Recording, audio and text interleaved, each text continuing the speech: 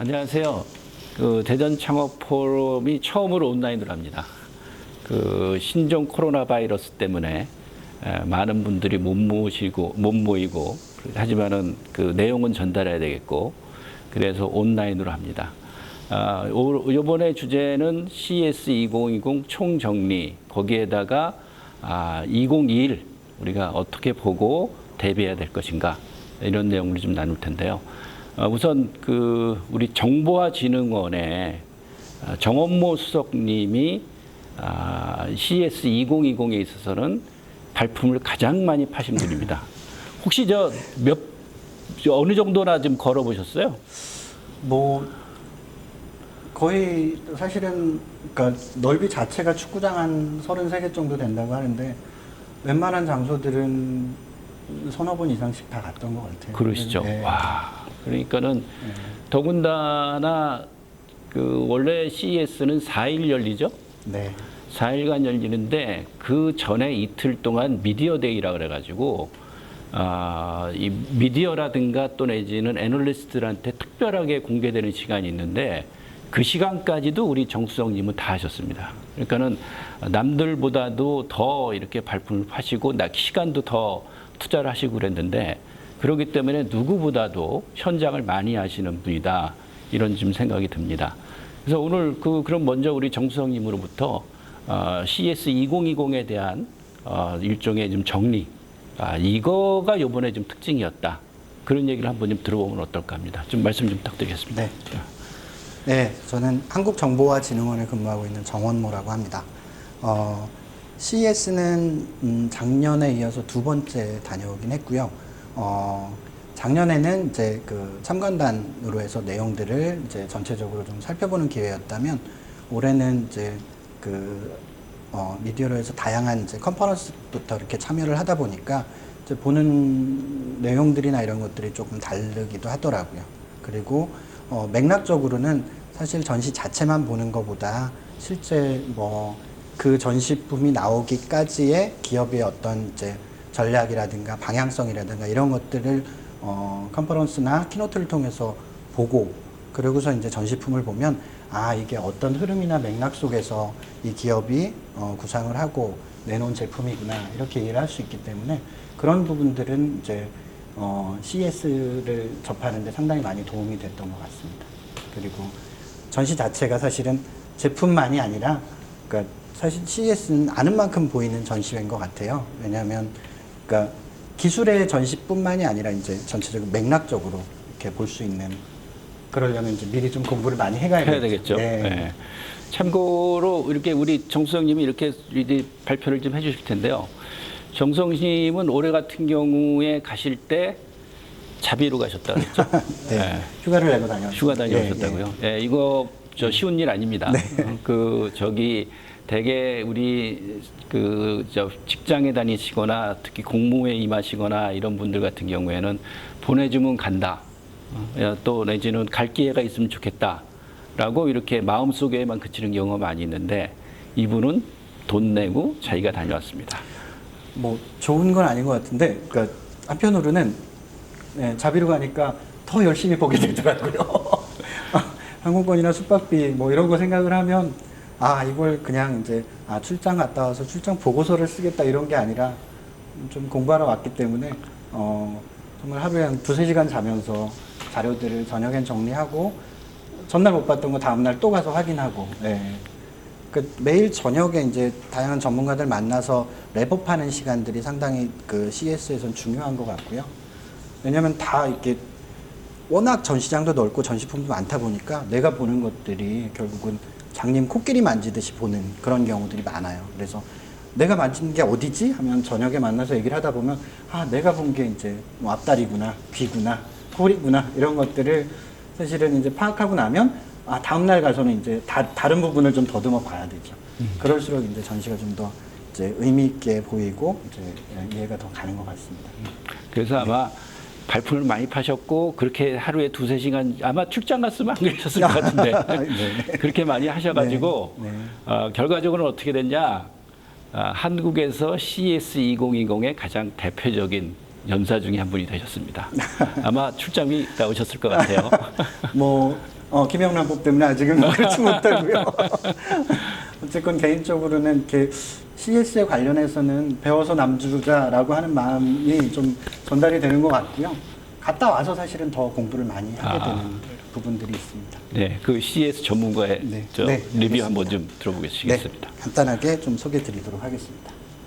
예, 현지에서도 사실은 유튜브나 이외에도 이제 초대를 해주셔서 연구단지나 이런 쪽에서도 이제 CS 리뷰할 기회들을 좀 많이 가졌었고요.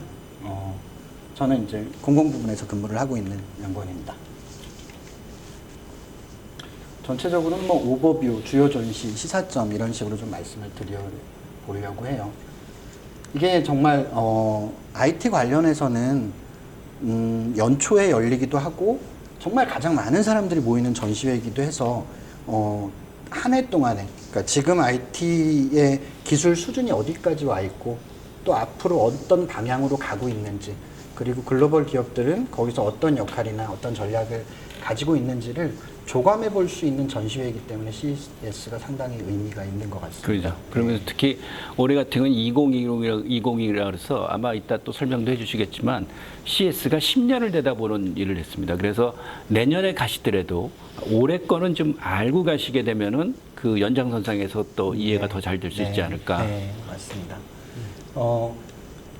CES에서 상을 주는 걸 이노베이션 어워드라고 하잖아요. 그러니까 세계 최고 기업들의 혁신의 장이기 때문에 기업들이 어떤 기술적인 혁신, 서비스적인 혁신들을 만들어가고 있는지를 좀 한 자리에서 좀 볼 수 있는 기회고요.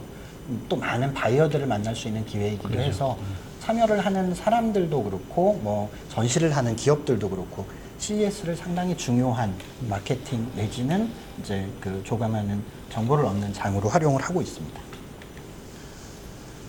비교하는 세계 3대 전시회는 CES, MWC, IFA가 있는데요. 1월 달 초에 열리기 때문에 가장 사실은 좀 의미가 있는 전시회라고 할 수 있고 올해 같은 경우는 코로나 바이러스로 인해서 MWC가 취소가 돼서 CES에 관련된 정보들이 좀 더 많이 이제 회자가 될 것 같습니다. 올해 같은 경우는 그러니까 점점 더 이제 한국 기업들의 참가들은 상당히 많이 늘고 있습니다. 실제로 참가 기업 수로 보면 이제 미국, 중국에 이어 세 번째고요. 참가 스타트업 규모로 봐도 미국, 프랑스에 이어서 세 번째입니다.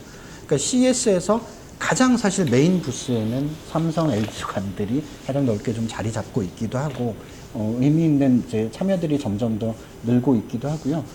한국 사람들이 가장 많이 가는 전시회 중에 하나라고도 하더라고요. 올해 같은 경우 뭐 공식 집계는 뭐 8천여 명이라고 하는데 사실은 미국에 근무하고 있는 사람들도 많이 있기 때문에 대체로 이제 10,000명 전후 이상은 이제 참여를 하지 않았을까 이렇게 전망을 하고 있고요. 그러니까 숫자로는 우리가 3인데요. 인구 비중으로 봐서는 세계 최고입니다. 네. 그렇게 되고 특히 올해 같은 경우에는 그 전시장 자체를 한국 기업들이 굉장히 주도를 했고요. 또 그 유레카관이라 그래서 벤처 기업들 모임이 그 관이 있는데 거기서도 한국 기업들의 활약이 높았습니다. 그래서 올해 CES는 한국이 주역이었다라고도 이렇게 얘기할 수 있지 않을까. 네네. 그 기업 참가, 그러니까 물리적인 그 숫자도 많이 늘기도 했지만 작년하고 좀 차이를 말씀드린다면 이제 작년에는 사실은 참여 부스에 대한 어떤 그러니까 그 꾸밈도 그렇고 참여하는 기업들이 이제 바이어를 대하는 부분들도 사실은 좀 아쉽거나 뭐 이런 부분들이 조금 촌스러웠어요. 네네. 그랬는데 올해 같은 경우는 그런 부분들이 이제 뭐 물론 서울관이나 이런 데 같은 경우는 상당히 좋은 자리에 예쁘게 자리를 잡고 있기도 했고 조금 이제 흩어져 있다는 거는 프랑스관이 전체 모여 있는 거에 비해서 좀 흩어져 있다는 건 좀 아쉽긴 했지만 그래도 이제 작년보다는 훨씬 더 이제 정리된 형태로 부스들이 차려져 있었고 외국인 바이어들이나 이제 그 방문을 했을 때도 상당히 적극적으로 맞아요. 관련된 컨텐츠를 소개하고 예, 옛날에는 스타트업들이 가게 되면은요 패널을 붙여놓는데 한국말을 영어로 번역해 놓은 거였어요. 예, 근데 요즘은 굉장히 세련되게 영어로 해놨고 더군다나 대부분의 사장님들이 영어를 잘 하세요. 그래서 이 스타트업들도 괄목할 만한 성장을 하고 있구나. 그 얘기는 앞으로 우리 미래가 굉장히 밝다. 이렇게 좀 볼 수 있지 않을까 여기지도 했습니다. 그러니까 유레카관에 많이 가는 이유는 사실은 전시라고 하는 부분들 스타트업이 참여할 때 전시 비용이 상당히 많이 드는데 유레카관 같은 경우는 이제 기본 부스만 빌리는 데는 뭐 1,000불 정도 한다고 하고요. 거기에 이제 전기랑 이제 컴퓨터 정도가 들어가면 한 3,000불 정도 부스를 하면 이제 현장에 이제 부스를 마련할 수 있다고 해요. 근데 유레카관에 들어갈 수 있는 건 이제 그 기업이 운영되는 동안 스타트업으로 창업하고 나서 2번 정도 들어갈 수가 있다라고 하거든요. 그렇게 이제 저렴한 비용으로 전시를 할 수 있는 기회가 이제 마련이 되어 있기 때문에 유레카관에서는 이제 그 상당히 이제 새롭지만 의미 있는 기업들을 많이 만나볼 수가 있습니다. 네, CES에서는 여러 가지 우리가 알고 있는 뭐 그 CD, 뭐 대표적이죠. 블루레이 뭐 예. 이런 것들이 예. 다 IT 분야에서 보자면 의미 있는 제품들이 여기서 많이 소개가 되고요. 라스베가스 전체 도시에서 사실은 CES가 열린다고 보시면 됩니다. 코엑스처럼 이렇게 한 곳이 아니라 곳곳의 호텔들에서도 모든 심지어는 이제 방을 빼서 스위트룸 방을 빼서 프라이빗 그 상담하는 코스를 운영할 정도로 한마디로 많은 우리나라의 전시의 개념을 넘어서는 건데 이건 현장을 가보셔야지 되는 거니까 예, 우리 주로 현장 중심으로 한번 저 네. 이번에 새롭게 됐던데 네, 그런 걸 좀 말씀을 좀 네. 주시면은 예, 요게 요 CES. 다음 장 네네. 한번 개념을 요게 아주 재밌는 거죠. 네. 네, 한번 좀 설명 좀. 그러니까 지난 10년 동안이 IoT라고 해서 이제 그 사물 인터넷 그 단지 이제 연결하는 데에 집중을 했던 게 지난 10년이었다면 이제 IoT가 명칭은 똑같은데 인텔리전트 오브 띵스라고 해서 사물 지능화 그러니까 모든 이제 연결된 것 자체가 중요한 게 아니라 그 연결된 모든 곳에 이제 인공지능이나 이런 지능화 기술들이 접목이 되면서 사실은 그러니까 그 네트워크가 왔다 갔다 하는 정도만이 아니라 우리가 의사결정하는데 실질적으로 이런 사물들이 다양한 그 빅데이터 분석을 통해서 내가 판단할 수 있는 혹은 내가 선택할 수 있는 폭들을 훨씬 더 이제 의미 있게 결과를 이렇게 제안해 주는 그런 형태들로 이제 발전을 하고 있다라고 하는 게 향후 10년의 좀 차이이기도 합니다. 네, 맞습니다. 이게요 어디서 발표된 거냐면요 CES가 7일 날 오픈을 하면은 5일 그러니까 6일하고 5일이 미디어 데이인데요. 5일 날 첫 발표를 CTA라고 CES 주관사에서 합니다. 그 사람들이 올해의 동향을 얘기해 주면서 처음에 내선 장표가 이겁니다. 그러면서 IoT인데 자기네가 발견한 건 뉴 IoT다. 인터넷 오브 싱스 연결만 된 거에서 지능이 돼 버렸다. 그래서 그거에 맞는 컨텐츠들이 이따가 나오겠지만은 삼성이나 니온이라든가 도요타의 우분시티라든가 지금까지 전혀 없었던 것들이 나옵니다. 그래서 올해 CES를 그 굉장히 흥미롭게 볼 수 있는 것 중에 하나가 아닌가 여겨지는데 계속 좀 네네. 설명을 좀. IoT에서 조금 더 주목해 볼 만한 부분들이 OCF 2.1을 현지에서 이제 공식적으로 발표가 됐는데요.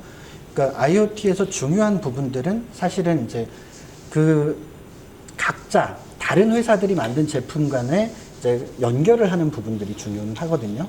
근데 지금까지 뭐 연결하는 부분들의 허브 역할을 누가 할 것이냐, 어떻게 연결할 것이냐 이런 이슈에서 뭐 그러니까 아마존의 알렉사라든가 구글의 이제 어시스턴트 이런 그 인공지능 서비스들이 이제 그런 자기 표준을 갖고 있었죠. 자기 각자. 제국을 형성하면서 점점 넓혀가고 있었는데 사실은 그보다는 전체적인 표준이 더 중요하거든요. 그런 부분들에서 OCF 2.1 같은 경우는 뭐 한국 가전사들, 그러니까 실제로 그런 제품들, 중요한 제품, TV, 냉장고 이런 것들을 가장 많이 그리고 글로벌하게 가장 이제 마켓 셰어를 많이 갖고 있는 게 한국 기업들인데 그렇죠. 그 한국 기업들이 주도하는 이제 표준입니다.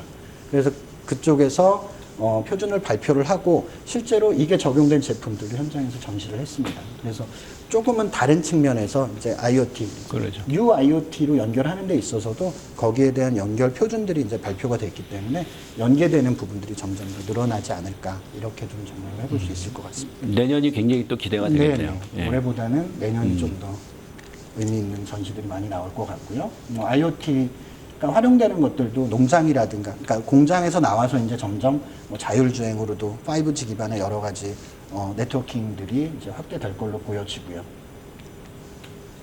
뭐 이제 전자레인지에도 음식이 뭐가 있는지 거기에 따라서 시간 조절을 맞아요. 우리가 수동으로 맞출 필요가 없는 거예요. AI가 바로 분석해서 이제 활용을 해주기도 하고요. 미래 교통수단들은 어떻게 될 거냐? 미래 교통수단은 무엇을 이용하느냐가 중요한 게 아니라 그냥 내가 저길 가고 싶어 그러면 다양한 이동 수단들의 조합을 통해서 내 그 목적지까지 가장 빠르고 효율적이고 안전하고 경제적으로 갈 수 있는 그런 교통 수단들의 조합이 중요해진다라고 하는 부분들. 그 중에 한 그룹이 이제 플라잉카가 되는 거고요. 좀 더 중장거리로 이동한다든가 하는 부분들을 플라잉카가 커버를 해줄 거라고 보여지는 거고, 현대차나 벨 헬리콥터사에서 이제 그런 플라잉카 모델들을 현재 현장에서 전시를 했습니다. 디지털, 그러니까 헬스케어 부분들은 이제 그 넘어가는 게 그 디지털 치료 쪽으로 이제 전환되는 그런 형태들을 좀 더 보여주고 있어서 다양한 이제 디지털, 그러니까 헬스케어에서 나왔던 데이터들이 그냥 이제 말하자면 우리를 도와주는 역할만이 아니라 치료하는 역할 영역으로도 이제 좀 근데 바뀌는. 가전에서 이제는 저 사람들의 일상생활 그 건강으로까지 다 연결되고 그런 거겠죠. 그렇습니다. 그리고 이제 재난 복구 기술 쪽도 현장에서 이제 여러 가지 이슈가 되고 있었고요. 로봇 같은 경우는 크게 이제 공장에 있던 로봇들이 이제 정말 우리 집으로 들어오기 위한 준비들을 거의 마치지 않았나라고 할 정도로 우리 자체를 이제 도와주는, 나이를 대신해주는 로봇하고 나와 교감하는 로봇. 그러니까 삼성의 이제 볼리 같은 경우도 컴패니언 로봇이라고 해서 반려 로봇의 개념들을 이제 가지고 나왔거든요. 그만큼 이제 인공지능 기술들이 이제 로봇에서도 상당히 많이 향상이 됐고, 사람과 교감하고 소통할 수 있는 그런 정도의 로봇들이 이제 우리 집으로 들어올 준비를 하고 있는 단계라고 말씀드릴 수 있는 거죠. 네, 이게 언베일드 행사입니다. 말씀해 주셨던 그 테크 트렌드라고 하는 게 그 일요일 저녁, 이제 이틀 전 저녁에 이제 끝나고 나면 언베일드, 그러니까 CES에 전시될 주요 제품들을 베일에서 이제 먼저 그러니까 벗겨져서 처음으로 이제 보여주는 그런 행사가 이제 현지에서 열리고요. 매체들에서는 이번에 스타 제품들이 뭘까라고 하는 것들을 이제 여기서 한 번씩 살펴보고, 여기서 이제 언론에 메이저 언론에 주목받은 제품들은 실제 전시장에서도 계속 매체에 회자되기 때문에 참가비가 기업 입장에서 조금 있기는 하지만 괜찮은 제품들이, 그리고 또 그게 컨셉이 아니라 비주얼하게 직접 보여줄 수 있는 제품들이 있다면 언베일드 행사에 참여해보는 것도 사실은 홍보에 의미 있는, 그러니까 효과를 거둘 수가 있는 전시라고 말씀드릴 수가 있습니다. 참가자 입장에서 그렇고요. 참관하는 사람 입장에서는 그 개막 당일날 언베일드 코너가 따로 마련이 됩니다. 그 CS 행사장 내에서요. 그렇기 때문에 거기를 먼저 한번 보고 이렇게 전체 행사를 보시는 것도 참관 요령 중에 하나다. 이렇게 좀 볼 수 있을 것 같습니다. 네. 뭐 현장에서도 한국 기업들도 많이 있었고요. 이거 같은 경우는 촉감을 원거리에서도 뭐 그러니까 울퉁불퉁한 것부터 해서 실제로 체온까지도 이렇게 뭐 차갑고 뜨거운 것까지도 전달해주는 이런 촉감을 전달해주는 것들도 있었고요. 아예 그 국내 기업들 같은 경우에 이제 타투를 잉크젯 프린팅 하듯이 인쇄한 그런 형태의 프린터도 보여줬고, 현장에서 스마트 미러가 상당히 많이 전시가 됐습니다. 그러니까 카메라의 센싱 기술들이 그만큼 많이 발달을 해서 카메라를 가지고 뭐 그 수면도 케어를 하고요, 아이도 케어를 하고, 그 다음에 이제 실제 내 맥박이라든가 뭐 이제 건강 상태라든가 스트레스 지수까지 다 이미지 정보를 가지고 이제 그 트래킹 해내는 그런 제품들이 많이 선보였습니다. 주요 그러니까 CES가 그러니까 CTA가 주관하는 것들 중에서 상당히 그 중요한 포인트들이, 그러니까 아젠다를 잘 그때그때 맞춰서 세팅을 하는 부분들이 뭐 상당히 그 의미 있게 제 추진을 그 CES가 성공하고 있는 이유 중에 하나인데요. 그러니까 올해 이제 어느 방향으로 CES가 관심 갖고 있는 것들이 어떤 방향으로 가는지는 주요 키노트들이 진행되는 그러니까 주제들이나 그런 키노트들을 직접 이렇게 그 발표되는 맥락들을 주제를 보면 올해 방향들을 좀 예측해 볼 수가 있는데요. 올해 같은 경우도 삼성도 이제 볼리를 현장에 소개하면서 키노트를 진행을 했고, 거기서 이제 이 개념 자체를 반려 로봇 개념으로 이제 들고 나오긴 했습니다. 근데 실제로 이 제품이 당장 양산되거나 이런 제품은 아니고요. 그러니까 이런 부분들도 삼성이 조금 달라졌네라고 하는 부분들로 이제 그 얘기를 하고 있는데요. 왜냐하면 이 볼리는 그러니까 컨셉 제품입니다. 그러니까 반응들이나 그러니까 아이디어하게 나온 것들을 실제 이제 컨셉 모델로 컨셉 카를 만들듯이 이렇게 한번 만들어서 소비자의 반응들이나 이런 것들을 보고 실제 이 부분들이 수요가 있다라고 하면 2, 3년 내에 개발해서 제품화할 수 있는 정도의 이렇게 접근을 하는 제품인데 삼성이 완제품이나 이제 실제로 양산품이 아닌 이런 제품을 가져 나온 건 처음이라고 하더라고요. 네. 이 기조강연이 있는데 이 CES를 참관할 때의 팁 중에 하나입니다. 기조강연은요, 전날 열립니다. 그러니까는 본행사가 올해 같은 경우 7일이었으면요, 기조강연은 6일날 열립니다. 6일날 저녁 때 열리는데요. 참가하시는 분들도 그렇고 참관하시는 분들도 그렇고 그분들한테 정말 강추하고 싶은 거는 기조 강연을 꼭 들으시라는 겁니다. 기조 강연을 들으려면요 한 2시간 이전서부터 기다려야 돼요. 그럼에도 불구하고 그걸 가서 보시잖아요. 그러면 한마디로 맥락이 쫙 들어와요. 아, 이게 이렇게 되는구나. 그리고 또 굉장히 중요한 저기 중에 하나가 뭐냐면요. 우리가 라스베이거스 가게 되면은 저녁 때 여러 가지 쇼가 있습니다. 워커힐에서 하듯이 이런 쇼가 있는데 그거 보시는 거 괜찮아요. 근데 그거가 드는 비용당, 그러니까 그게 만들어지는 제작비 대비 이 사람들이 내는 비용, 그러니까 한마디로 내가 내는 비용에 대비해서 얘는요 공짜거든요. 근데 얘는 한 번뿐이 안 합니다. 거의 그런데 여기에 10억대 이상의 돈이 들어갑니다. 그렇기 때문에 그 시간 아깝다 생각하지 마시고 참관하신 분들은 반드시 내가 이게 7일날 하니까 7일날 도착해서 그 끝나는 날까지 봐야지 라고 하게 되면은 사실은 아주 중요한 걸 놓치는 것 중에 하나입니다. 그렇기 때문에 좀 더 일찍 가셔가지고 하루라도 더 일찍 가셔가지고 조금 시차 적응도 하시고 이 기조 강연이 요번 같은 경우 2개였죠. 하나는 삼성에 있고 그 다음에 벤치를 했어요. 네. 근데 저는 삼성은 받고 벤치를 못 봤는데 우리 정수원님은 2개 다 보셨어요. 이 발품을 파시는 분은 달라요, 역시. 그래서 그 2개를 다 보시기를 정말 강추합니다. 그리고 그 다음 날에도 또 기조 강연이 있는데 우리가 그 CES 참관의 노하우를 이렇게 말씀드린다 치게 되면은 팁을 말씀드린다 치게 되면은 혹자는 그런 얘기를 합니다. CES는 전시가 다가 아니다. 거기에서 일어나는 컨퍼런스, 그걸 꼭 들어야 된다. 그래서 어떤 분은 심지어는 그거를 8대2로 얘기합니다. 컨퍼런스 8, 전시 2. 근데 우리는 대개의 경우에는 2대8도 안 하죠. 그래서 그 CES를 가시게 되면은 어떤 말씀하시는데 그런 얘기를 하시더라고요. 컨퍼런스 중간중간에 전시회를 봐라. 그게 둘 다 얻는 길이다. 이런 얘기를 하고 그러는데 정말 그 말씀드리고 싶은 거는 키노트 스피치는 꼭 보십시오. 첫째 날 2개 하고요. 그 다음 날 1개 하고 이것도 회마다 다를 수도 있는데 근데 어떤 키노트 스피치 놓치는 거는 굉장히 좋은 쇼를 놓치는 거나 마찬가지다. 그런 생각을 하고 이거는 투자 대비 성과가 굉장히 높은 거니까 아주 강추합니다. 어떠세요? 네, 조금 이제 제 의견을 말씀을 드리면 저는 삼성은 영상으로 보고 벤츠를 현장에 있었어요. 그러셨군요. 시차가 얼마 안 됐거든요. 맞아요. 30분이었어요. 30분 시차인데 거리가 2개 호텔이 상당히 많이 떨어져 있었기 때문에 한편 아쉬웠던 거는 한국 언론사들이 대부분 사실 삼성에 가 있고 벤츠 쪽에는 많지 않았어요. 그래서 실제로 이제 벤츠가 보여줬던 여러 가지 맥락들을 좀 전달하는 게 좀 아쉬웠죠. 네, 아쉽기도 했고요. 그리고 이제 또 한 가지는 사실 이 컨퍼런스를 참여하려면 일반인들이 참여하려면 다 유료 컨퍼런스다 보니까 티켓의 그레이드가 상당히 이제 일반인들 키노트 안 되는 거예요. 그런가요? 네. 그렇구나. 전 미디어로 가가지고 그걸 미디어로 몰랐는데. 가면 다 이제 사실 바이패스인데 다른 거는 이제 어디까지 들을 수 있는 거에서 한 그러니까 3가지 그레이드로 이제 나뉘어 있는 걸로 알고 있고요.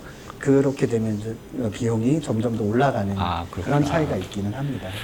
근데 저기 KDI에서 오신 분이 키노트 스피치를 여튼 그 옆에서 중계로 봤다 그러더라고요. 그분은 무료였대요. 근데 여튼 근데 이게 보면은요 현장에서 이렇게 이 무대에서 펼쳐지는 걸 직접 눈으로 보는 거랑 이게 중계돼서 보는 거랑은 또 이게 차이가 있는 것 같더라고요. 저도 그 언베일드 행사 하기 전에 이제 여러 가지 그러니까 미디어 컨퍼런스를 어떤 거는 이제 못 들어가고 정말 옆에서, 왜냐하면 사람이 너무 많게 되면 현장에 안 들어가고 옆에 이제 별도로 룸이 많은 있죠. 사람들 네. rum을 두고 영상으로 이제 예를 들면 그 예식장에 식당에 네, 이제 그렇죠. 영상 중계해 주듯이 네, 네. 그렇게 하는데 그 느낌이나 이런 맥락 그게 상당히 좀 다르더라고요. 근데 현장에서 볼 때 느끼는 인사이트나 이런 부분들은 뭐 실제 이제 호흡하면서 느끼는 게 가장 좋은 것 같긴 합니다. 발리가 아주 주목되는 거였습니다. 네. 니온도 아주 재밌었죠. 네. 니온은 설명을 해주시겠지만 앞으로 혁명을 일으킬 겁니다. 한번 말씀 좀. 네. 그러니까 이런 같은 경우는 기본적으로 이제 삼성이 투자한 기업에서 만든 건데 삼성 부스랑은 별도로 있었습니다. 그래서 언뜻 보면 그 삼성 마크가 하나도 없었거든요. 없었어요. 예, 그래서 뭐지 하고 볼 정도로, 그러니까 배경 지식이 없는 경우에는 그렇게 볼 수 있을 정도였는데 여기 있는 이 사람들은 인공인간입니다. 즉 인공지능이 만들어낸 캐릭터라는 거죠. 그러니까 실제로 사람 같아 보이지만 그 사람들이 느낄 때 아예 그러니까 대화를 컴퓨터랑 그냥 텍스트로 하느냐, 혹은 이제 음성으로 하느냐, 혹은 캐릭터랑 대화하느냐, 네, 실제 사람과 대화하느냐 이런 것들이 그러니까 경험이 좀 달라지잖아요. 그렇죠. 그리고 대하는 것들도 달라지는데 이런 각 캐릭터, 의사부터 해서 의사는 원격 의료를 할 때 직접 이런 캐릭터가 등장해서 대화를 한다면 훨씬 더 사람들이 친근감을 많이 느끼겠죠. 대화하는 부분들도 달라질 거고요. 그러니까 여러 가지 부분들, 그러니까 인공인간이라고 하는 캐릭터 자체가 현장에 소개가 되면서 야, 저게 진짜 사람이 아니란 말이야? 뭐 이럴 정도로. 그 정도예요, 진짜. 네. 아. 근데 아직 이제 음성이나 이런 부분들은 조금 더 보완해야 될 부분들이 있지만 이미지 자체만으로는 사람인지 아닌지 구분하기 어려울 정도의 실감되는 이미지들이 현장에서 보여졌습니다. 정말 인상적이었고요. 네. 니온 팀들이 올 12월에 이거를 제대로 공개하겠다 합니다. 그리고 사실은 비즈니스 하는 사람들은요, 지금 니온 팀들이랑 접촉해야 됩니다. 굉장히 큰 비즈니스 찬스가 여기서 있으리라 보고요. 니온 관련해서는 니온 홈페이지가요, neon.rif 라이프입니다.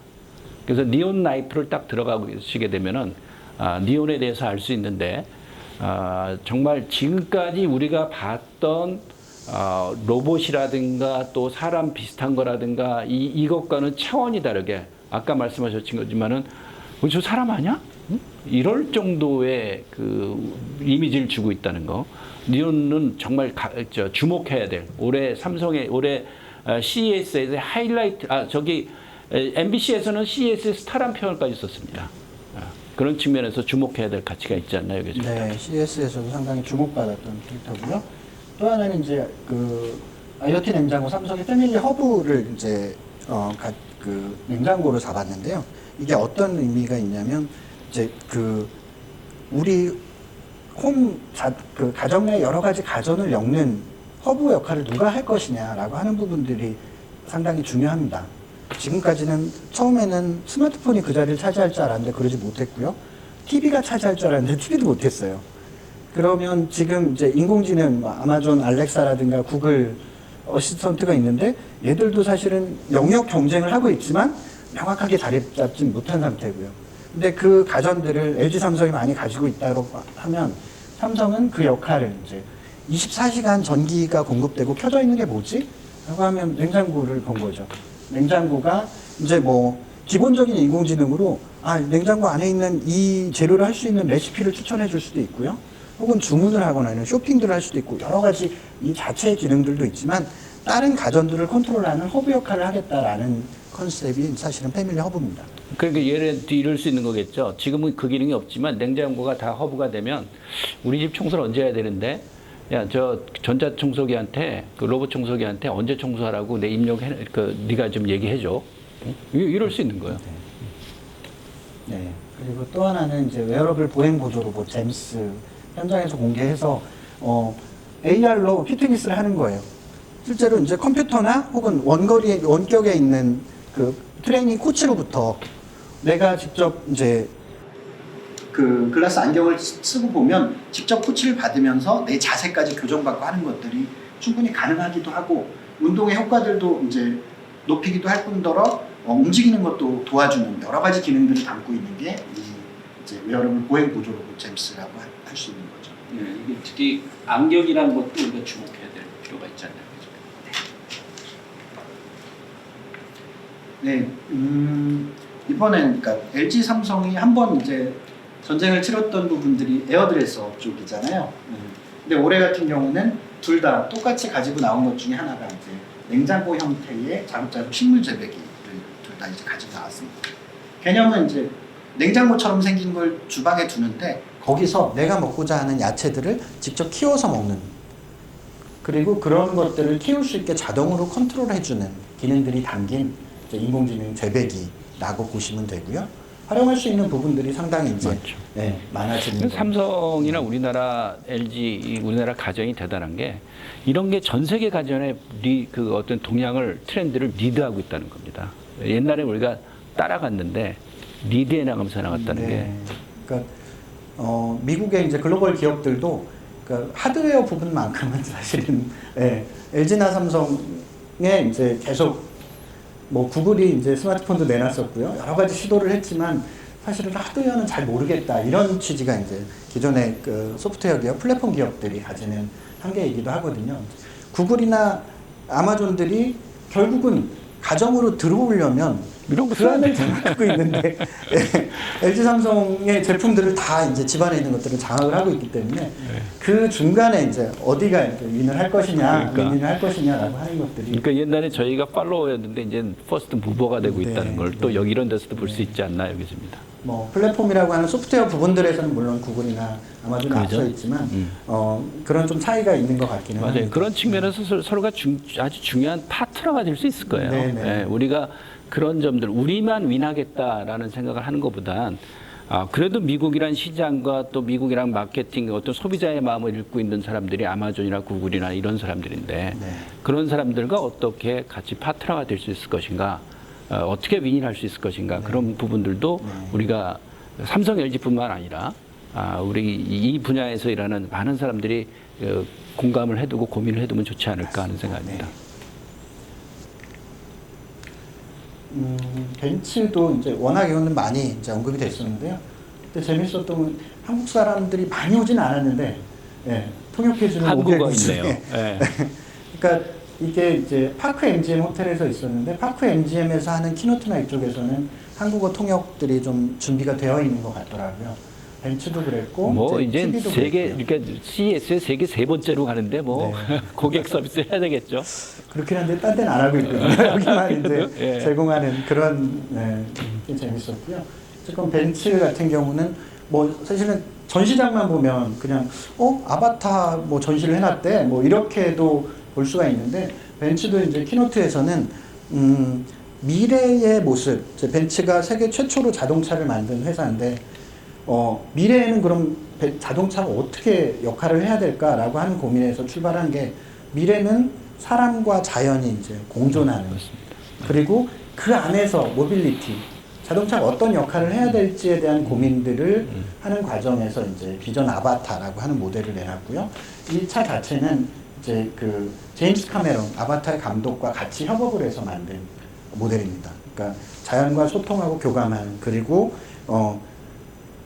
아바타에서 나오는 가장 이제 그 이동할 때 가장 중요한 포인트가 사실은 신경망 연결해서 이제 이동하는 방식이잖아요.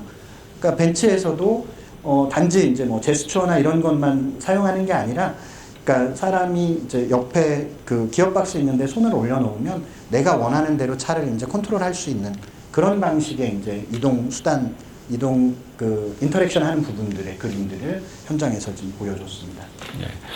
이 지금 그 벤츠랑 그 다음에 이따가 또 보여주시겠지만은 도요타의 우븐시티 이 개념이 그렇지만은 이 점은 우리가 약한 것 같아요. 그 우리가 강한 거는 제조, 요걸 어떻게 사람들한테 매력 있게 만드느냐, 또 편리하게 만드느냐, 이거는 잘하는데 이런 컨셉, 이런 거야말로 사실은 퍼스트 무버거든요. 그건 좀 약한 것 같아요. 근데 이런 방향으로 가고 있습니다. 그래서 근데 그러려면 어떻게 하면 우리가 이거를 익힐 수 있을까? 이거는 결국은 그 각각의 학습, 각자 개개인들이 학습을 하고요.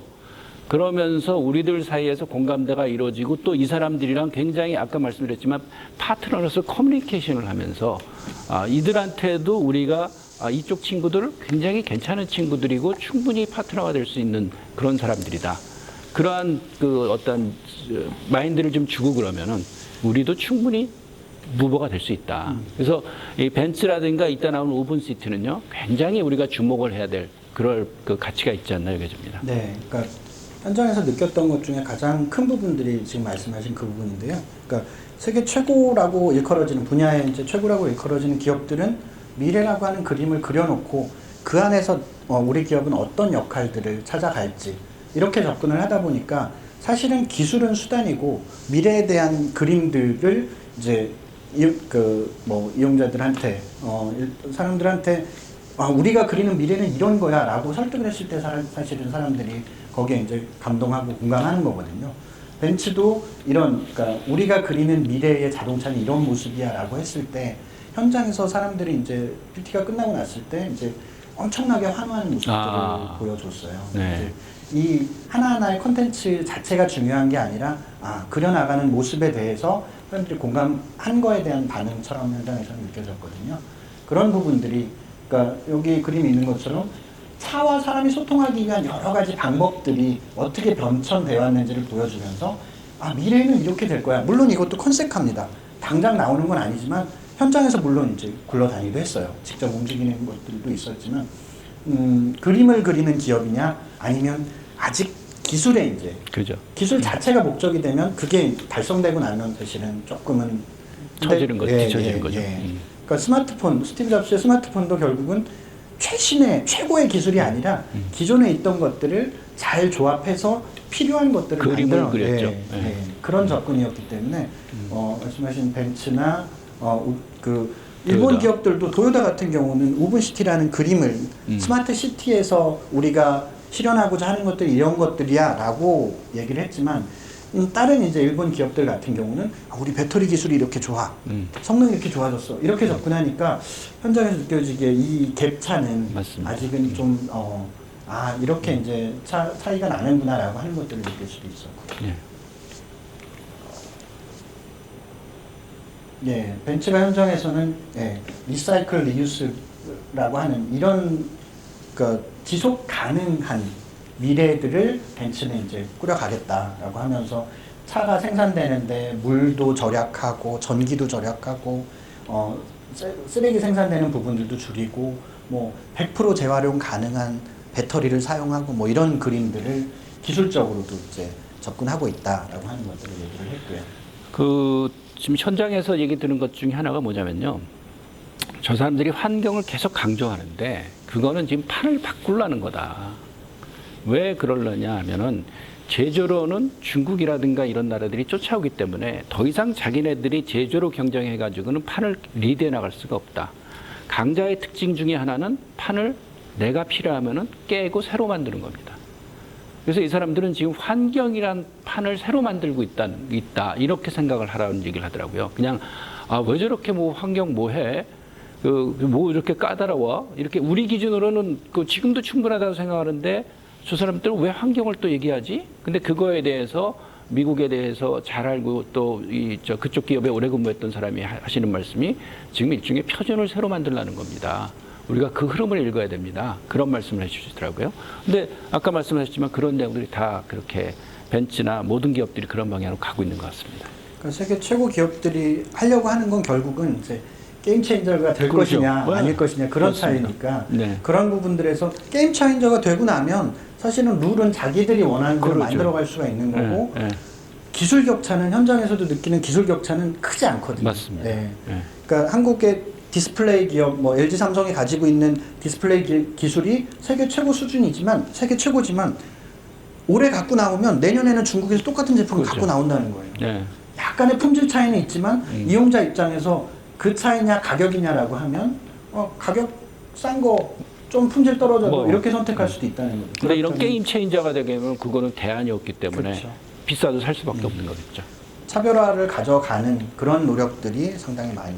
이게 그러니까는 대기업들에만 관련된 것이 아니라 스타트업들 같은 경우에도 그런 흐름들을 보면서 나아갈 때 세계적 기업이랑도 파트너십을 맺을 수 있는 가능성이 있지 않나.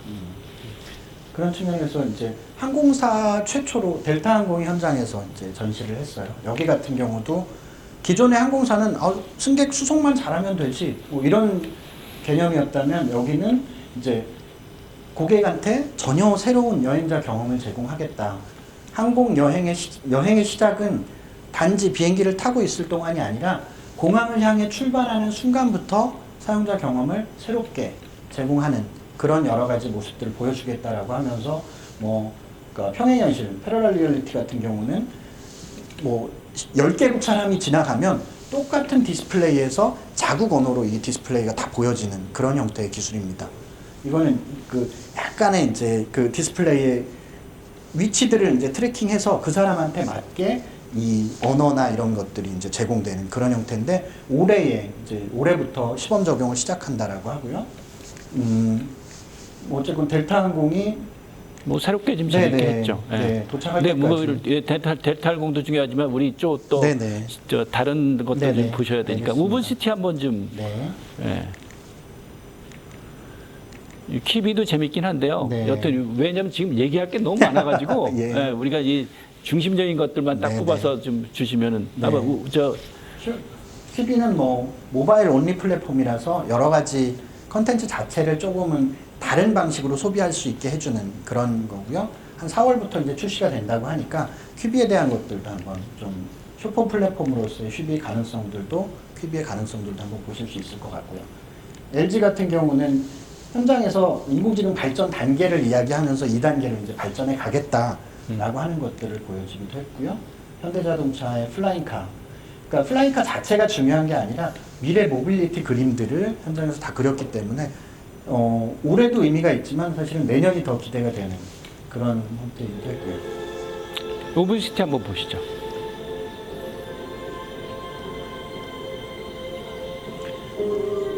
네, 도요타가 그리고 있는 그러니까 미래의 스마트 시티.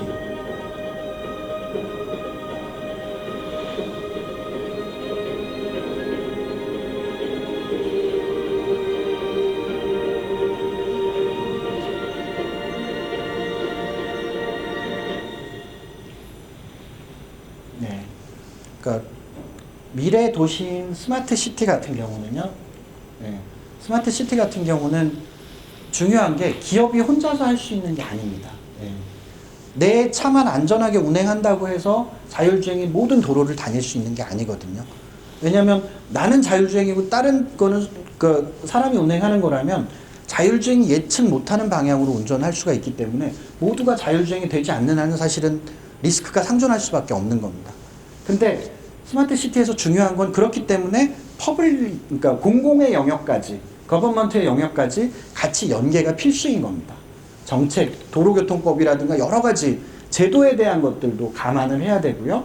다른 차와의 예를 들면 이제 고속도로에만 운행할 수 있도록 하는 방식이라든가 이런 게 단계적으로 가야 될 텐데 그런 부분을 풀어내는 게 이제 쉽지 않다라고 판단을 하는 도요타에서는 아예 우브시티라고 하는 그러니까 후지산 인근의 자기네 공장 부지에다가 이런 스마트 시티를 아예 만들겠다. 시범 도시를 만들겠다. 즉, 그러니까 이런 걸 리빙랩 형태라고 하는데요. 실제로 사람이 생활하면서 이 도시 안에서 생활하면서 거기에 대한 문제점들도 보고 새로운 기술들도 테스트베드 역할도 하고 실제로 2천여 명이 사는 도시를 만들어서 직접 이제 구현을 해서 보여주겠다. 그리고 거기에서 발생되는 문제를 해결하면서 그러니까 도요타가 그리는 미래 스마트 시티를 점점 더 완성도를 높여가겠다. 이런 그림들을 보여줬습니다. 우븐시티는 정말 그 인류학적인 측면에서도 주목의 대상이 되는데요. 사실 인간이 인간을 모릅니다. 그리고 그동안에 있어서는 사람들에 대해서 관찰을 했다고 그러지만은 작심하고 관찰하고 도시를 만든 적은 없어요. 이 경우에는 2,000명이 되는 인구를 아예 관찰의 대상으로 보고 만들어 갑니다. 거기서 사람들이 사는 거를 AI를 통해서 모든 정보를 수집을 하겠다는 거예요. 그러면은 인간에 대해서 지금까지 인류가 파악했던 그 정보들하고는 비교가 될 수 없는 그러한 정보들이 수집이 될 거고요. 거기에는 단순히 모빌리티라든가 교통뿐만 아니라 심리라든가 굉장히 많은 정보들이 나오리라고 봅니다. 그래서 그 정보가 어디에 쓰일지는 아무도 모르겠죠. 어떠한 그 종교생활 지식이라고도 볼 수가 있겠고. 그래서 여튼 그 우분시티는 나중에 인간이 화성에다가도 새로운 도시를 만들어야 되는데 그때도 기초자료로서 굉장히 중요하게 쓰일 수 있지 않을까. 인간의 심리라든가 그때 있어서의 필요한 시스템이나 여러 가지를. 더군다나 말씀드렸지만은 AI로 인간들의 행태를 관찰할 수 있는 시대는 지금뿐이 없습니다. 근데 이거를 도요타가 스타트를 했고요. 내년에 착공을 한다고 합니다. 그래서 이게 앞으로 어떤 식으로 진행이 되고 우리한테 어떤 영향을 미칠 것인지 어떤 결과를 가져올 것인지가 상당히 관심이 되고요. 이런 걸 꿈꿀 수 있다는 게 역시 세계 최고는 다르구나. 이걸 좀 느끼게 만들었습니다. 현대도 잘했죠. 현대도 잘했는데 아까도 말씀드리고 그랬지만은 현대는 기술에 머물렀습니다. 근데 이 사람들은 새로운 모델, 새로운 이상향을 보여줬어요. 그러한 것이 역시 그 세계 최고의 어떤 차이점을 느낄 수 있구나 그랬고, 그러면서 이제 또 이름에 대해서도 이제 스토리텔링이 되는데 이날 도요타 아키오 회장이 직접 나와가지고 프리젠테이션을 했습니다. 아쉽게도 우리나라에서는 정의선 회장도 나오긴 했는데 현대차 발표할 때요. 정의선 회장은 나중에 왔을 때 잠깐하게 코멘트하는 걸로만 했지 시종일관 진행하지 않았는데 여기서는 도요타 아키오 회장이 나와가지고 전체를 진행하고 그랬었는데 이게 우분이 직조하다라는 뜻이잖아요. 그 이유가 뭐였냐면은 도요타의 출발이 원래는 방적기였습니다. 자동차 전에 방적기였기 때문에 자기네들이 그 섬유 이렇게 직조하는 회사였고, 직조란 거는 시줄과 날줄이 엮이게 되면서 새로운 직물이 만들어지는 건데, 지금 우분시티란 걸 통해 가지고 새로운 데이터들을 해가지고 뭔가 새로운 걸 만들어내겠다. 그런 나름대로의 스토리텔링을 갖고 이렇게 하고 그러니까 사람들한테 굉장히 호응을 받았어요. 그래서 이런 스토리텔링에 대해서, 근데 도요타 아키오 회장이요, 이걸 간단히 시작한 게 아닙니다. 굉장히 오랜 동안 준비를 해가지고 시작을 한 거고 이번에 그걸 발표를 하고 그런 건데, 여튼 우리들도 기업을 하고 그러면서 내가 왜 기업을 하는가, 돈 벌려고 하는가. 여기 도요타 아키오 회장은 돈 벌려고 하겠죠. 근데 표면으로 내세운 건 돈이 아니에요. 정말 인류 사회에다 새로운 이벤트, 모멘텀을 제시할 수 있겠다. 자기는 그 역할을 하겠다. 이렇게 하고 그러는데 굉장히 그런 점이 주목할 만하고, 그 다음에 이 우분시티를 하면서 모든 걸 오픈하겠다 그랬습니다. 어느 나라나 그 연구에 참여하고 싶게 되면 오픈하겠다. 그래서 우리나라에서도 삼성 같은 데서도 그렇고 SK에서도 마찬가지고 또 우리나라 출연연도 그렇고 이 대학도 그렇고 여기에 손을 내밀어 가지고 이게 아직 이제 구성 단계이기 때문에 같이 한번 해보겠다는 생각을 제안을 해도 굉장히 좀 앞으로에 있어서 기대되는 바가 있지 않을까 좀 여겨집니다. 네, 그러니까 규모도 이제 있는 공장 부지를 활용하는 거지만 말씀하셨던 2,000명, 누가 이제 2,000명 안에 들어가 있지. 그러면서 이제 얘기 나온 게 이제 도요타 직원이라든가 연구원이라든가 혹은 협력업체 직원들, 그러니까 그런 사람들 위주로 이제 구성을 하면서 이제 동의를 받겠죠. 그런 개인정보를 그렇죠. 트래킹하는 거에 대해서 이제 동의를 받는 대신에 여기에 있는 여러 가지 편의 서비스를 미래 시대를 미래 도시를 체험하는 그런 경험을 제공받을 수 있기 때문에 아마 거기에 이제는 그 개인 정보를 하겠지만 익명성은 보장을 하겠죠. 그럴 수 있고. 가보고 싶다. 엄청난 관광지가 될 수도 있을 것 같아요. 맞아요. 근데 생활을 하는 곳이기 때문에 직접 들어가서 막 하는 것들은 아니고. 제약은 있겠지만 어쨌건 재밌는 도시가 하나 만들어질 예정이다라고 하는 것들이고요. 뭐 중국의 테슬라라고 하는 바이톤도 현장에서 양산형 전기차를 발표를 했고요. 그러니까 여기서는 이제 중요한 게 테크 기업들이 이제 자동차 시장을 바라보고 접근하는 방식입니다. 그러니까 테크 기업들은 기존 자동차보다 뭐 잘 만드냐 못 만드냐라고 했을 때 사실은 차별성을 가질 수 있는 게 사람들이 훨씬 더 친숙한 방식으로, 쉽게 생각하면 정말 바퀴 달린 스마트폰을 사용하는 그런 느낌으로 자동차를 변화시킨다는 거죠. 그래서 접근하는 방식 중에 가장 큰 것 중에 하나가 이렇게 디스플레이의 점점 더 이렇게 확장입니다. 이렇게 커버리면 운전 어떻게 해요? 이런 정도의 디스플레이가 일어나면 여기서 이제 데모에서도 보여줬던 게 컨퍼런스 콜을 진행하는 것들도 보여줬어요. 자동차 소프트웨어를 자동으로 업데이트하는 것들, 이런 당연히 그렇죠. 여러 가지가 제공이 됩니다. 바이트는 한국에서 만듭니다. 군산에서 만듭니다. 옛날 GM 차 공장을 한국 기업이 인수를 했고 그 기업이 바이틴이랑 그 협력 회사가 돼가지고 여기서 만들기로 돼 있습니다. 네, 전체가 아니고 이제 네, 그러죠. 여기서 생산한 그러니까 군산에서 만든 것들이 한국 시장에 이제 출시가 곧 될 거로 보여지고요. 네, 소니는 이게 재밌었던 게 소니도 작년보다는 훨씬 더 부스가 커지고 여러 가지가 나오긴 했는데 약간의 퀘스천은 있었거든요. 근데 사람들이 했던 게 이제 소니가 전기차를 컨셉카를 들고 나왔던 부분들이 뭐 이게 낚시냐 아니냐 이런 얘기가 있을 정도로 기사에서는 소니가 전기차를 소니가 자동차 시장에 진출한다 이런 얘기도 있었거든요. 근데 사실은 소니가 자동차 시장의 전장에 여러 가지를 들어가고 싶어 한다고 해요. 특히 이제 뭐 전면 카메라라든가 이런 센서 이런 것들이 기술이 있는데 예를 들면 자동차 안에는 뭐 온도 150도에서 버텨야 되는 센서들 뭐 이런 것들이 기존의 소니가 만들던 가전하고는 조금 다른 좀 극한 환경에서 제공이 돼야 되는 것들이라 소니가 들어가고 싶어도 잘 못 들어갈 수 있는 그런 환경들도 있대요. 근데 소니가 구상하는 자동차는 인포테인먼트, 그러니까 정보도 제공하지만 차 안에서 플레이스테이션 할 수 있는 이런 것들로 시장을 넓혀 가고 싶은 거예요. 그래서 일종의 이제 전기차 컨셉을 취했지만 사실은 이 안에 들어가는 다양한 센서나 이런 것들이 제공되는 말하자면 진열대를 이렇게 자동차 형태로 가지고 나왔다고 보시면 됩니다. 뭐 그 소니도 있고 그런데 여튼 대체적으로 봐가지고는 일본 기업들의 존재감이 좀 많지가 않았던 것 같고요. 네. 마무리 네네, 쪽으로 좀 알겠습니다. 우리 뭐 두산도 아주 잘했어요. 네. 예. 여러 가지 제품들이 현장에서 있었고요. 분야별로는 뭐 디스플레이, 삼성의 디스플레이 가장 크게 마이크로 LED가 이제 현장에서 전시가 됐었는데 이거 한 20억 정도 간다 그래요. 아직은 그러니까 성능은 되게 좋고 활용도도 높은데 이제 아직은 가격이 좀 높다는 거고 중국과의 차별화들이 점점 더 이제 기술적으로는 좁혀지고 있다라고 하는 거죠. 그 삼성 같은 경우에 나온 게 더 월이란 건데 그 컨셉이 어떻게 되냐면요. 벽 하나를 월로 해가지고 내가 원할 때 분위기를 바꾸겠다는 겁니다. 그 가령 여름인데 나 눈 보고 싶어 그러면 눈 오는 장면으로 바꿀 수 있고 그걸 정지화면은 동영상이든 또는 파티할 때 또 다른 걸로 바꿀 수 있고 그러니까 우리가 벽 하게 되면 다 고정되어 있는 걸로 생각하는데 이거가 바뀔 수 있다는 새로운 컨셉을 줬다는 거. 그러니까는 집안의 분위기가 많이 바뀔 수 있는 거예요.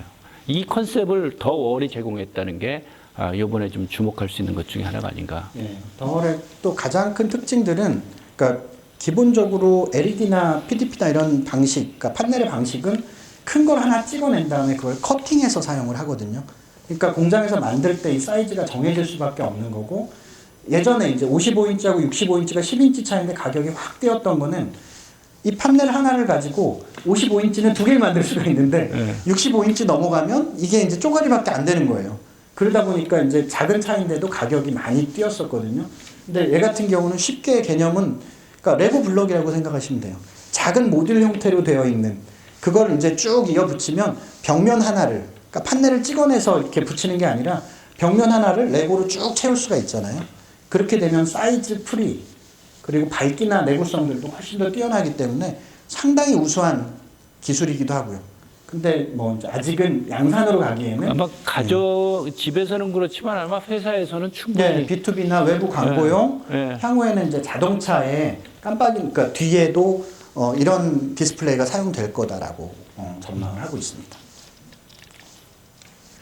네, 로봇 같은 경우는 그러니까 현장에서 이제 LG도 삼성도 이제 가정에서 쓸 수 있는 혹은 요리하는 로봇 이런 것들이 많이 나왔었거든요.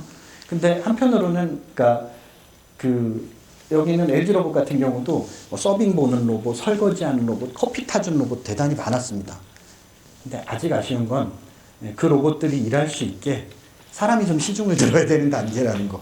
요리할 수 있게 이제 준비를 해주고. 그래서 뭐 아마 로봇은 계속적으로 발전해 나갈리라 보고요. 마무리를 좀 짓는 방향으로. 알겠습니다. 자동차 부분들도 여러 가지가 요 푸드테크도 재밌었죠.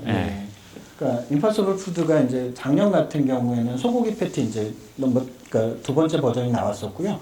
올해 같은 경우 이제 돼지고기 맛 패티를 현장에서 이제 처음 선보였습니다. 그러니까 임파서블 푸드의 가장 큰 컨셉은 이제 여기에 들어가 있는 저 패티 자체가 순식물성이라고 하는 겁니다. 물론 우리도 이제 그 콩고기나 이런 것들을 먹어봤는데 사실은 오래 먹다 보면 거리감이 있죠. 예, 예. 미끈미끈하고 좀 여러 가지 이제 금방 이제 그 고기라는 느낌보다는 좀 다른 게 있는데 이거 같은 경우는 이제 그 사람들이 고기라는 식감을 느끼는 게 이제 그 햄이라고 하는 헤모글로빈 속에 있는 햄이라고 하는 그 원소 때문에 이제 식감을 느낀다라고 해서 이제 이 스타트업은 그 햄이 있는 곳을 찾으니까 콩의 이제 뿌리에서 그게 추출을 해서 그걸 이제 배양을 한 겁니다. 배양을 하고 거기에 다양한 이제 여러 가지 이제 순식물성 재료들을 추가를 해서 정말 고기 맛이 나는 순식물성을 그러니까 만들었다고 해요. 그래서 이제 이게 그러니까 주목받는 것들은 탄소 배출, 그러니까 우리가 고기를 먹기 위해서 고기를 소를 키우고 돼지를 키우는 데 들어가는 여러 가지 이제 그런 부분들에서 탄소 배출이 워낙 많아지는데 그런 부분들도 줄일 수 있다. 그리고 또 한 가지는 그런 이제 말하자면 채식주의자들. 비건을 위한 것들이기도 네. 하고 그다음에 이제 그 윤리적 소비 뭐 이런 그러니까요. 관점에서도 상당히 결국 주목을 아까 받고 있는 겁니다. 그 미국 기업들, 구미 기업들이 환경이란 테마를 갖고 판을 바꾼다 그랬는데 네. 이것도 그 일환인 겁니다. 그 정말 말씀하셨지만은 소, 돼지 키우는데 엄청난 양의 그 식물들이 들어가지 않습니까?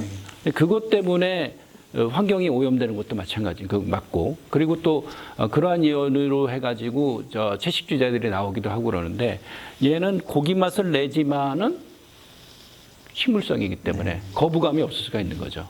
그래서 결국 그 환경이라는 측면이 그 강조가 되고 있다 그거고 또 하나 우리가 볼 수 있지만은 자 CES 하게 되면 우리가 주로 가전으로 생각을 했어요. 근데 얘는 푸드테크입니다. 그러니까는 이 CES의 컨셉이 뭐냐면요. 이거는 우리들이 지금 잘 주목할 필요가 있다 보는데 CES는 컨슈머에다 초점을 맞춥니다. 소비자한테 초점을 맞춥니다. 그러니까 소비자한테 뭐가 이로울 것이냐, 소비자한테 어떤 게 좋은 것이냐, 이게 되다 보니까 빵, 그 먹는 거 소비자한테 이득되는 거야. 그 다음에 요번에 그 나온 것 중에 또 하나가 뭐냐면요. 성인 기구가 나왔습니다.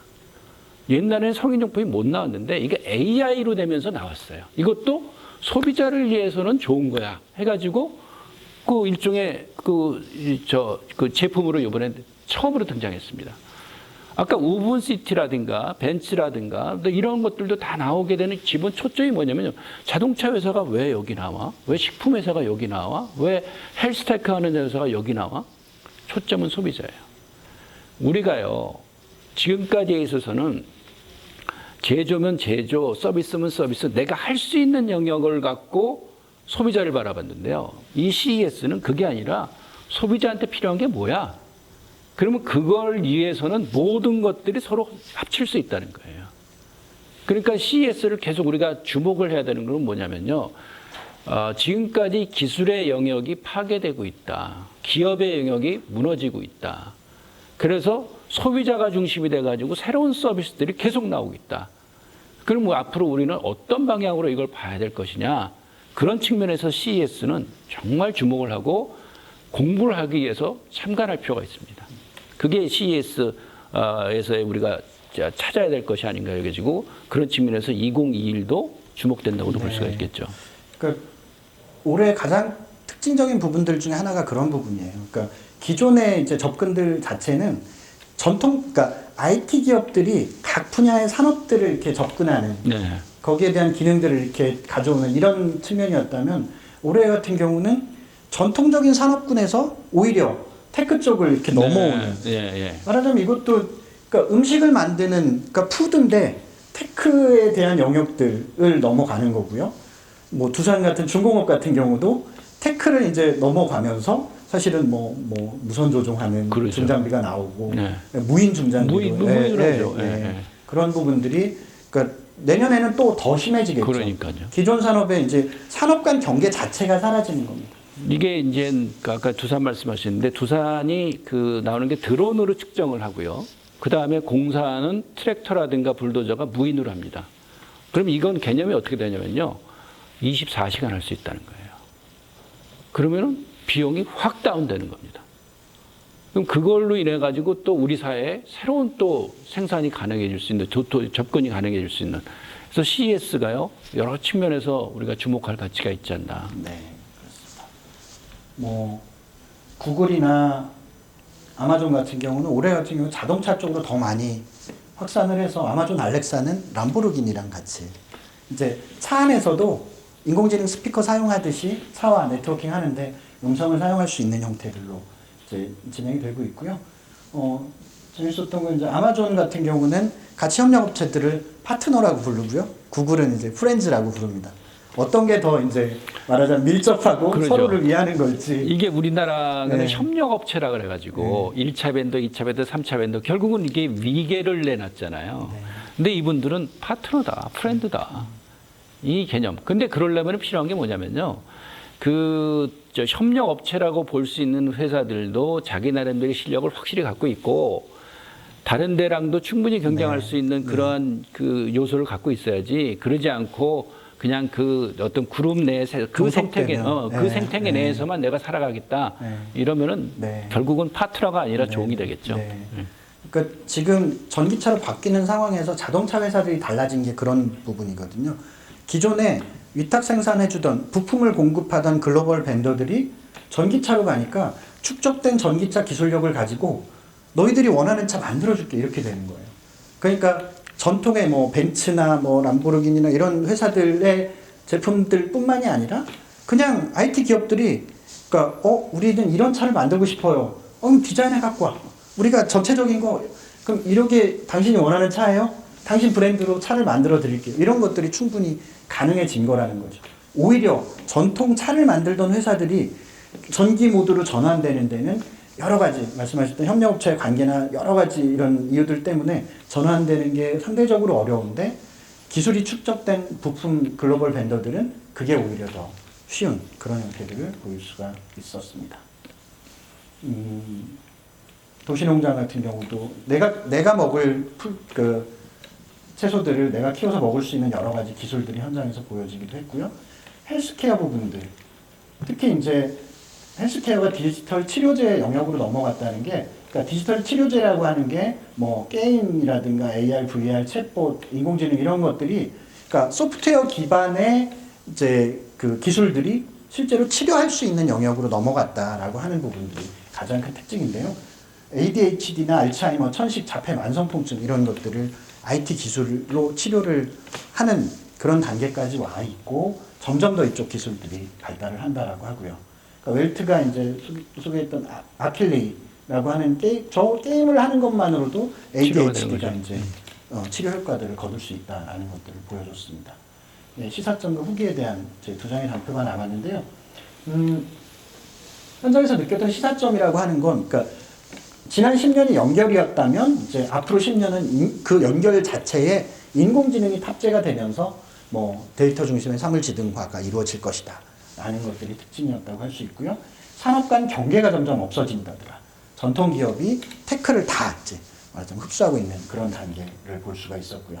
스마트 시티는 기업만이 아니라 이제 공공의, 저도 이제 공공에 있지만 옛날에 이제 유비쿼터스라고 하고 유시티라고도 했었는데 그런 부분들이 결국은 이제 같이 데이터 기반으로 이렇게 결합되는 것들이 상당히 중요하다라는 것들을 볼 수 있었고요. 미래 모빌리티는 이제 수단이 아니라 그런 목적 기반으로 해서 다양한 교통수단을 이제 연결하는 그런 측면에서 접근이 될 것 같고요. 기술 격차 자체가 이제 크진 않다. 그걸 어떻게 연결하고 디자인할 것인지가 사실 상당히 중요한 세계 최고 기업들이 저는 디자인이나 미래 그림들을 많이 보여주고 있었다라고 말씀드릴 수 있고요.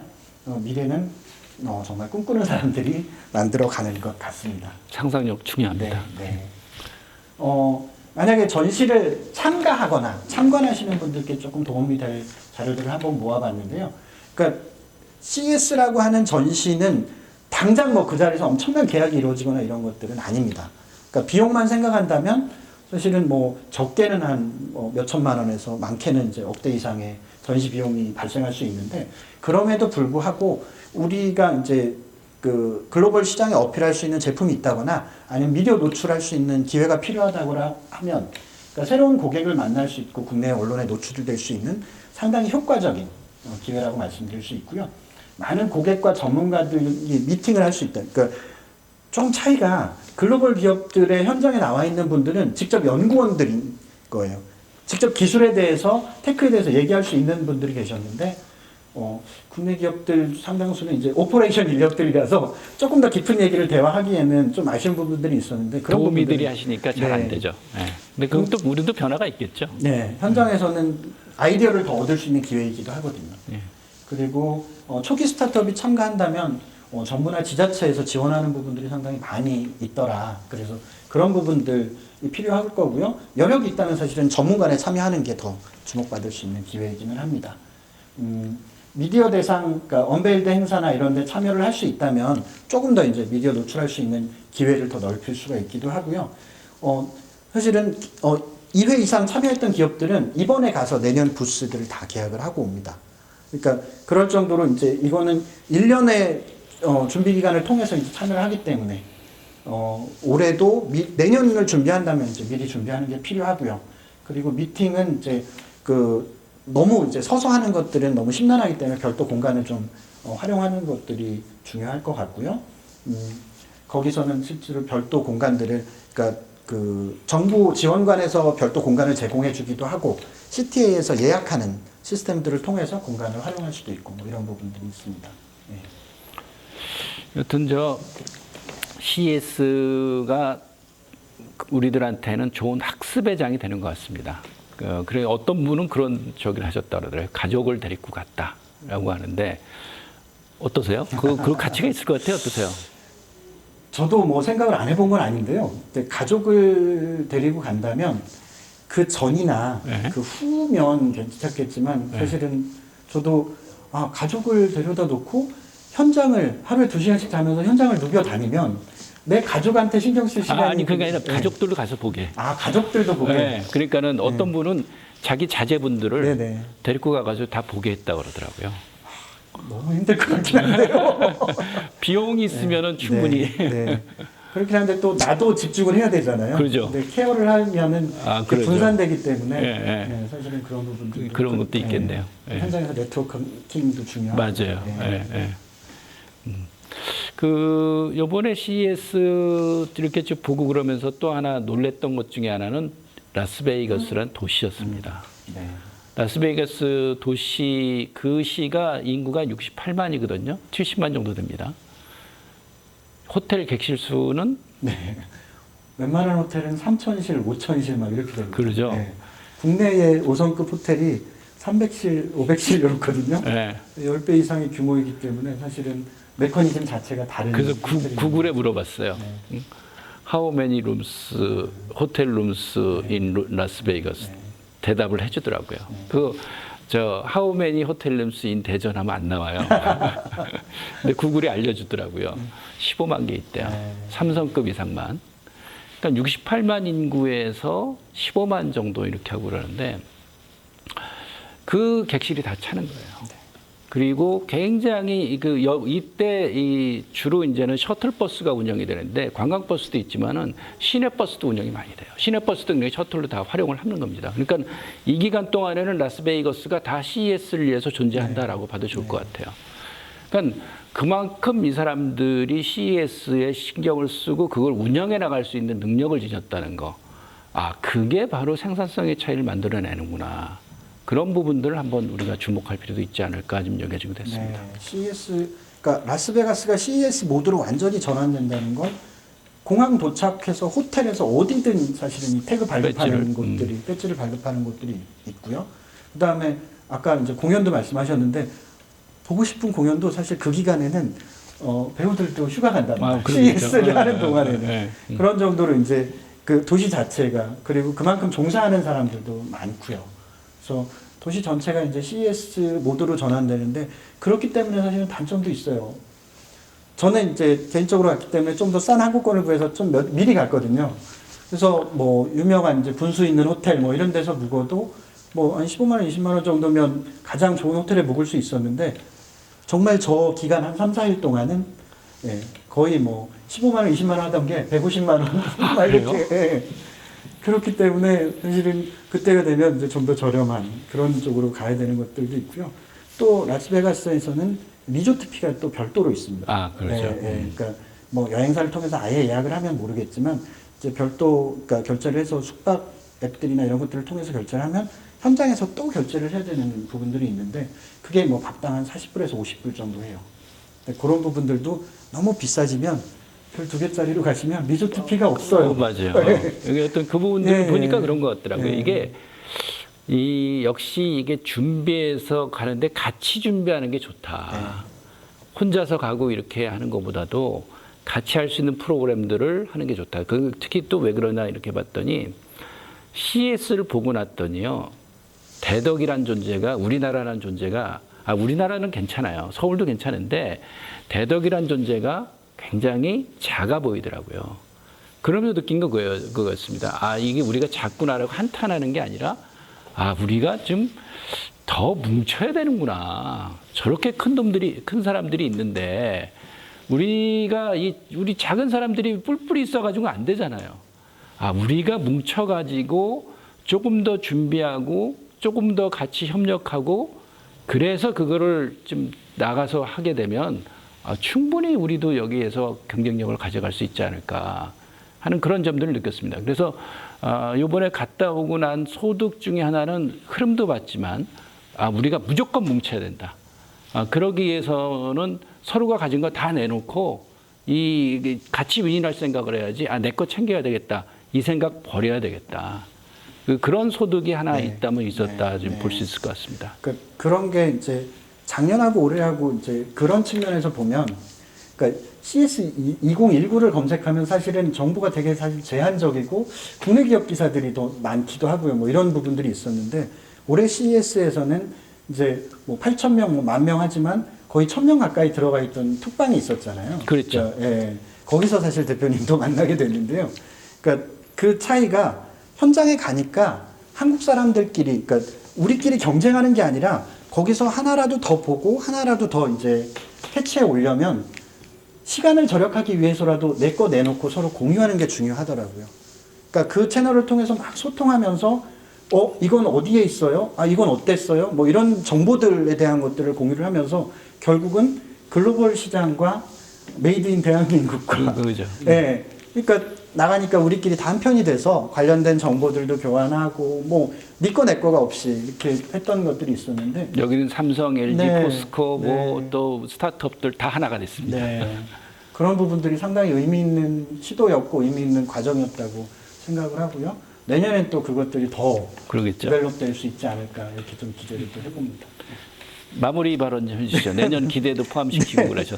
네, 그러니까 저는 이제 IT를 하고 있다 보니까 CES라고 하는 부분들이 이제 상당히 이제 내가 1년 동안 여러 가지 이제 관심사를 갖고 공부를 해오고 있던 부분들 같은 경우도 내가 가는 길이 맞나? 이런 생각을 들 때가 많아요. 그리고 내가 공부해온 방향들이 많나. 근데 CES라고 하는 부분들은 결국 연초에 열리면서 이제 한 해를 이렇게 조감해 보고 다른 기업들이 또 어디로 흘러가고 있는지 뭐 이런 것들을 이제 볼 수 있는 자리이기 때문에 IT 하는 입장에서는 꼭 사실은 참석을 해서 현장에서 보게 되면 그런 부분들에 대해서 다양한 인사이트를 얻을 수 있는 좋은 기회이자 계기인 것 같고요. 그러니까 제가 만약에 기업을 하는 입장에서라도 거기를 참여하면 내가 그 사람들을 다 만나러 다니면 엄청난 비용과 시간, 물리적으로 불가능한데 현장에서 이제 나를 찾아오는 사람들한테 그러니까 내 것만 잘 예쁘게 포장을 해놓고 뭐 기술들이 많이 들어가 있는 것들을 보여줄 수 있게 준비가 된다면 충분히 어필할 수 있는 그런 기회가 될 것 같고요. 물론 그렇다고 해서 처음 참여하면서 모든 것들을 얻어낼 수 있는 것도 아니고 또 너무 욕심을 부려도 사실은 전시도 하고 구경도 하고 뭐 이렇게 하기에는 전시만 하기도 힘들고 구경도 안 되는 이런 부분들이 발생할 수가 있어서 그런 부분들에 대해서 욕심을 좀 버리고 목적을 분명하게 하면 여러 가지들 이제 소득을 얻을 수 있는 계기가 되지 않을까 싶습니다. CES 2021 내년인데요. 많이 우리들이 가서 배우고 또 새로운 인사이트도 얻고 그런 자리로 충분히 활용할 수 있지 않을까 여겨집니다. 그러기 위해서는 준비해야 되고 연대해야 됩니다. 그래서 내년 CES 2021 우리 같이 가가지고 보고 또 서로의 발전을 꾀할 수 있는 그런 자리가 되었으면 합니다. 그런 자리 준비하는데 이거는 사실은 앞도 중요하고 그러니까 전시 앞도 중요하고 후도 중요한데요.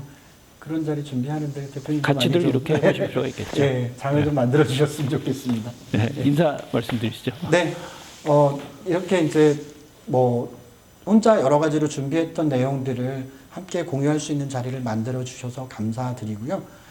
내용들에 대한 것들은 자료들은 제가 필요하면 얼마든지 이제 함께 공유드리고 또 이제 거기에 대해서도 제가 부족한 부분들이 있다면 피드백 해주시면 계속 업데이트해서 또 이제 다른 자리에서 또 공유드릴 기회들 많이 갖도록 하겠습니다. 초대해 주셔서 감사합니다. CES 2021 내년 1월 6일부터 열리거든요. 아마 미리 준비들 하시고 그럴 필요가 있지 않을까 여기 드는데 내년 CES 거기서 함께 빌 수 있으면 좋겠습니다. 감사합니다. 감사합니다.